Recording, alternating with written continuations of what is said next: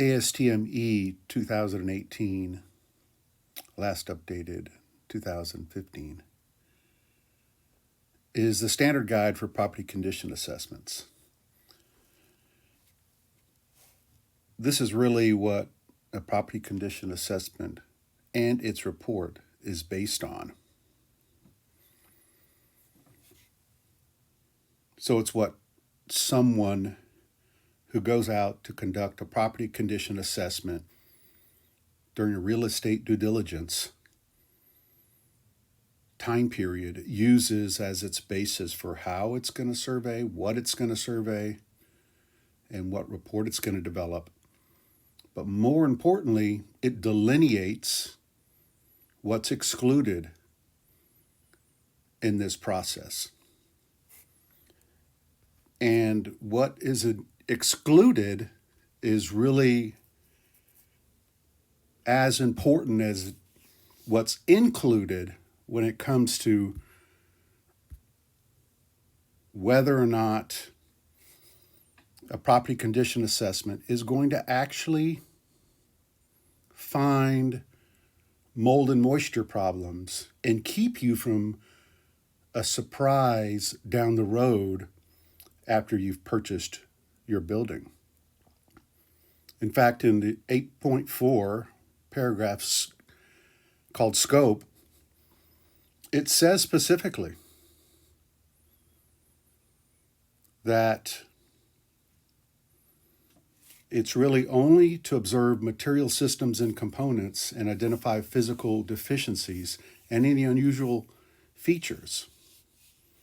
And that other things like adequacy, capacity, compliance with any standard is out of the scope of this guide. And so that's why a property condition assessment consultant bases their work, not just their proposal and their scope, but the actual contract limits specifically what a property condition assessment consultant will and will not do.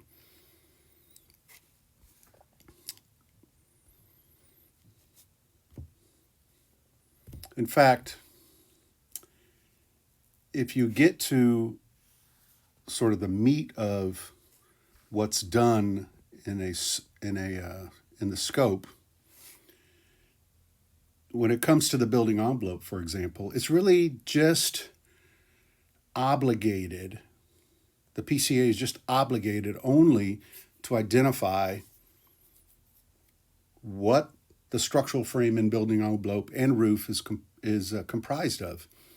It's not obligated to determine whether there's any hidden damage or there's anything systemic about the building envelope that either is now causing mold and moisture problems or caused moisture and mold and problems in the past. Because sometimes buildings have been fixed over time, but they still have the potential to have hidden damage. And the same thing goes for the air conditioning and ventilation system, which in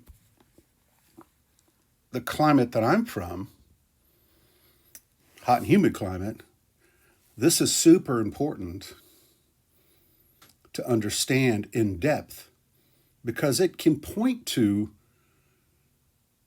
a hidden mold and moisture problem that's occurring now, or maybe one that occurred 15, 20 years ago, but because of changes in the system isn't actively causing more mold and moisture problems, but could have caused problems in the past that are now hidden.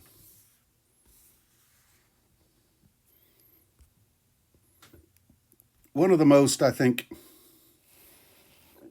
telling sections of this guide is section 11, which is called out of scope considerations.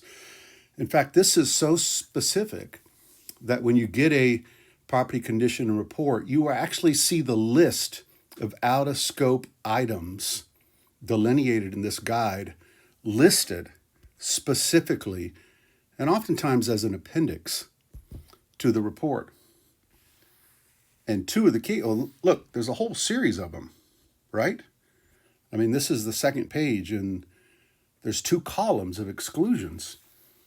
But as it relates to mold and moisture problems, you can tell that there's one here that is very important. In fact, for whatever reason, they've duplicated the same one under 17 and 18. But it's providing, this is what's not included, providing an environmental assessment or opinion on the presence of any environmental issues, such as potable water quality, asbestos, hazardous waste, toxic materials, the location or presence of designated wetlands, mold, fungus, IEQ, etc. So the list goes on.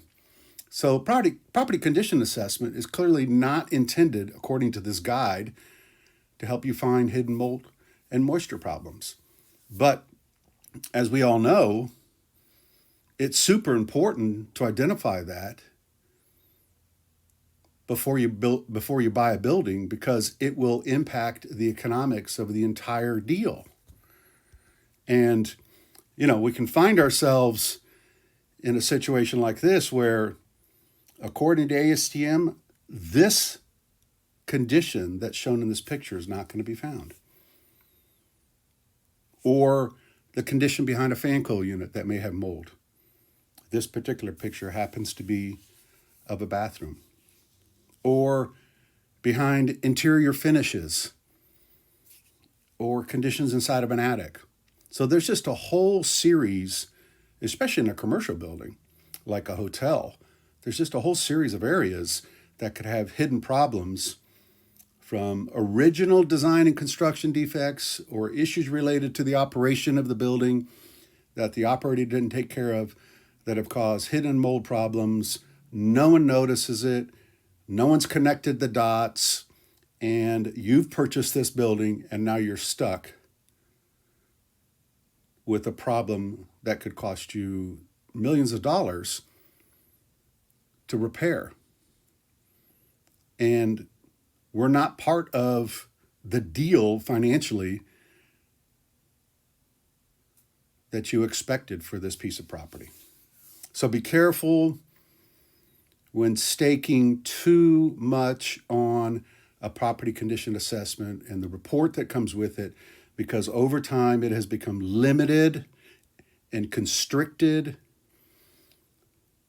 on what it will find. In many cases, will not find the surprises that you want to know about before you decide on whether you're going to buy a building or not.